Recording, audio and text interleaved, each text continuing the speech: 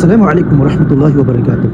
Mga kapatid sa pananampalataya, batid nyo ba nakabilang sa isa sa pinakamagandang katuruan sa pananampalatayang Islam at hindi mo ito matatagpuan sa ibang religion maliban na sa Islam lamang?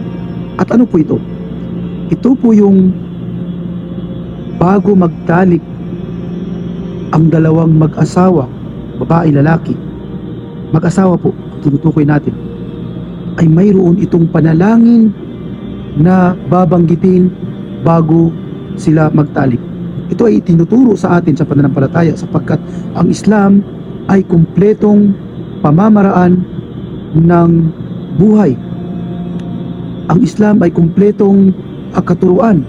Kahit sa pakikipagtalik sa asawa ay itinuturo ito sa atin.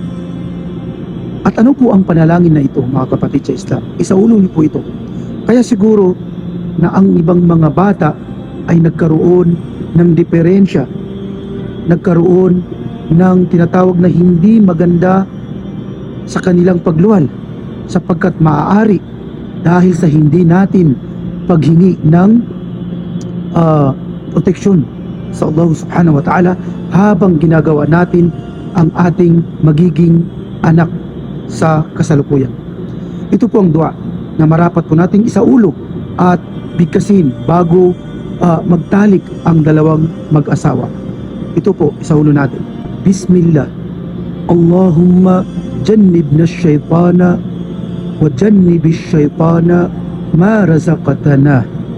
At ang kahulugan po ay nasa baba na po. At sunna po na ito ay ating bigkasin. At para lamang po ito sa mag-asawa at hindi po ito pwede sa boyfriend o girlfriend sapagkat haram ang girlfriend at boyfriend sa Islam o kaya na hindi pa kasal. Allahu Akbar. Wa akhiru da'awana anil hamdulillahi rabbil alamin. Assalamualaikum warahmatullahi wabarakatuh.